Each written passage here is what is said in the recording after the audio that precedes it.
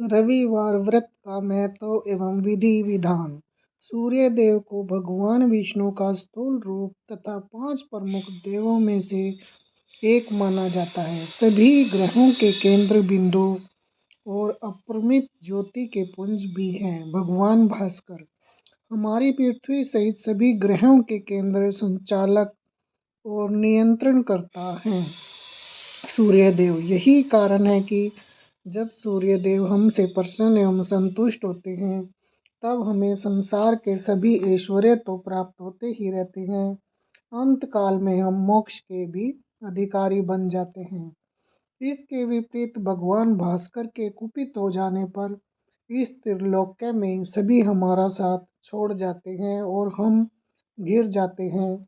अनेक परेशानियों, रोग, शोक तथा अपयश के जाल में परम शक्तिशाली एवं महत्वपूर्ण होने के बावजूद इतने दयालु हैं। रजनी तुम्हारी भगवान भास्कर की नित्य प्रातः सामान्य जल के अर्ध एवं रविवार के व्रत से ही परम प्रसन्न होकर भक्त की सभी मनोकामनाओं की आपूर्ति कर देते हैं। भगवान भास्कर के निमित्त किए जाने वाले यह रविवार व्रत अत्यंत सरल, सुगम और न्यूनतम व्यय साध्य है। सूर्य अस्त से पूर्व केवल एक बार भोजन किया जाता है, परंतु फलाहार अनिवार्य नहीं। केवल नमक और तेल का प्रयोग वर्जित है। नमक, खटाई, सभी प्रकार के खट्टे फल इस व्रत में न खाएं, परंतु दही का प्रयोग कर सकते हैं।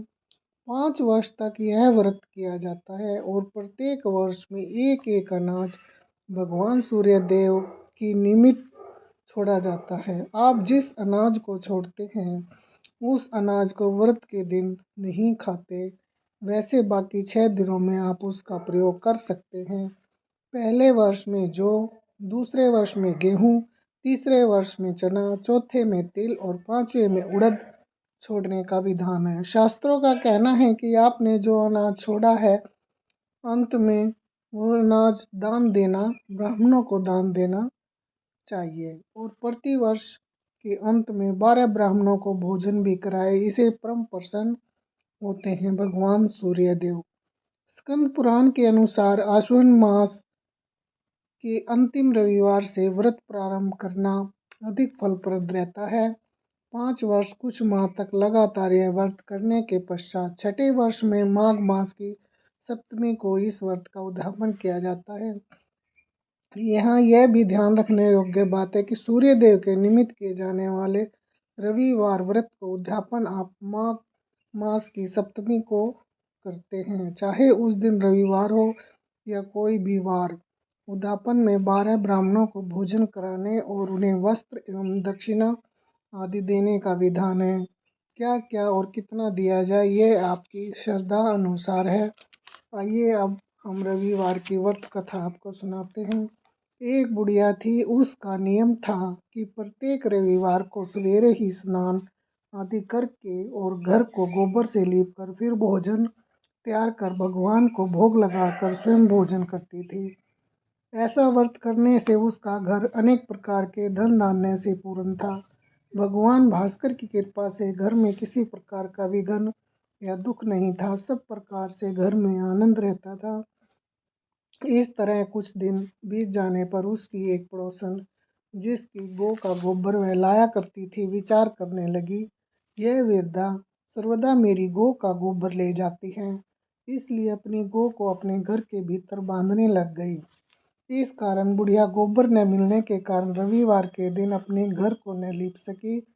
तब उसने न तो भोजन बनाया और न ही भगवान को भोग लगाया तथा स्वयं भी उसने भोजन नहीं किया। इस प्रकार उसे निराहार व्रत किए रात्रि हो गई और वह भूखी प्यासी ही सो गई। रात्रि में सूर्यदेव ने उसे स्वप्न में आए और भोजन न बनाने और भोग न लगाने का भेद पूछा। वृद्धा ने गोबर न मिलने के कारण सुनाया। तब भगवान ने कहा कि माता, हम तुमको ऐसी गौ देते हैं जिससे सभी इच्छाएं पूर्ण होती हैं, क्योंकि तुम हमेशा रविवार को गौ के गोबर से लीप कर भोजन बनाकर मेरा भोग लगाकर खुद भोजन करती हो। इससे मैं खुश होकर तुमको यह वरदान देता हूँ। ऐसा करने से मैं अत्यंत संतुष्ट होता हूँ और निर्धन को धन और बांझ स्त्रियों को पुत्र देकर उनके दुखों को दूर करता हूँ तथा अंत समय में मोक्ष भी देता हूँ।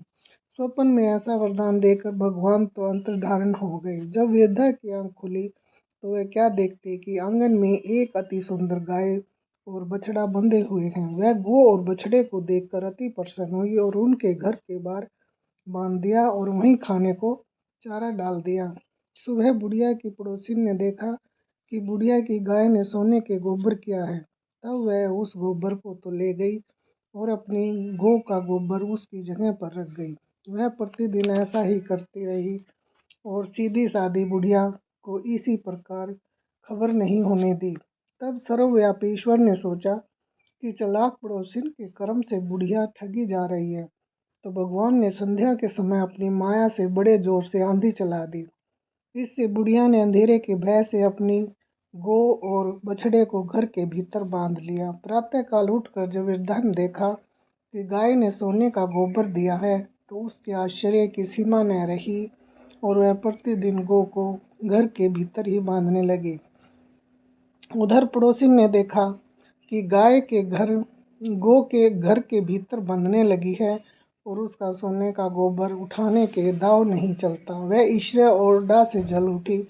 कुछ और उपाय न देख पड़ोसी ने उस देश के राजा के सभा में जाकर कहा, महाराज, मेरे पड़ोस में वृद्धा के पास ऐसी गाय है जो आप जैसे राजाओं के योग्य है। वह नित्य सोने का गोबर देती है। आप उस सोने से प्रजा का पालन करिए। राजा ने यह बात सुन अपने दूतों को वृद्धा के घर से गऊ लाने की आज्ञा दी। वृद्धा प्रातः ईश्वर का भोग लगा भोजन करने जा रही थी कि राजा के कर्मचारी गाय खोल कर ले गए। वृद्धा काफी रोई चिल्लाई, किंतु राज्य कर्मचारियों के समक्ष वह क्या करती थी। उस दिन वृद्धा गाय के वियोग में भोजन न खा सकी। रात को रो रो कर ईश्वर से गऊ को पुनः पाने के लिए प्रार्थना करती रही।